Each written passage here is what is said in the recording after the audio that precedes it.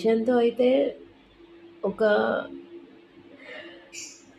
2, 3 కాఫీలు తాగేసాను. మార్నింగ్ ఒక bread piece తీసుకున్నాను.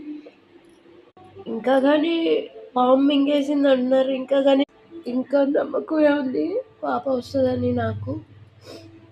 ఏంటంటే మనసు తట్టుకోలేకపోతుంది. అడవి తల్లి కూడా మనసు లేకుండా పోయింది.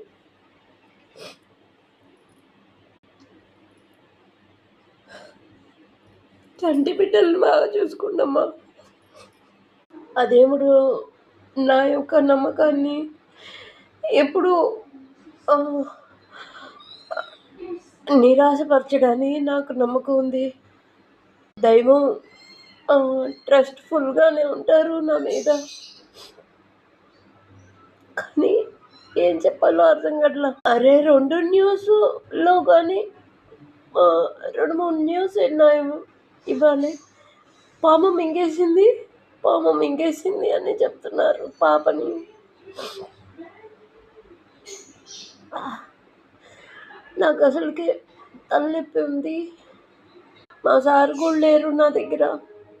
మా పాప అడుగుతుంది, "ఎందుకు మమ్మీ ఏడుస్తున్నావు?" నేను చెప్పేది ఏంటంటే అందరూ మమ్మీస్‌కి పిల్లల్ని బాగా చూసుకోండి. అదే పిల్లలే బరువైపోతే కనకండి. అదే చెప్పేది. తెలుసు మనకి అదైతే చూస్తారా చూడరా ఆ నమ్మకంతో మనం కనట్లేదు. మన రక్తం అనేది ఉండాలి అని మనం కంటున్నాం. నేను ఆ ఒక్క నమ్మకం మీదే మళ్ళీ ఇంకోసారి అరుణాచలం, అన్నమలై అన్నది అరుణాచలం అన్నది పాప దొరికితే ఇంకోసారి వెళ్ళొచ్చని మనసులో అనుకున్నాను. మరి ఆ శివుడికి తెలియాలి ఏం చేస్తాడో. ఇది నాకు కొద్దిగా రియలైజ్ అయ్యేపటికే చాలా టైం పడుతుంది. ఇలాంటి సిచ్యువేషన్స్ వస్తేనే నేను డల్ అయిపోతాను. పిల్లలయ్యి, లేడీస్‌యి మొత్తం మొబైల్. అందుకే మా సార్ మొబైల్ చూడొద్దంటారు.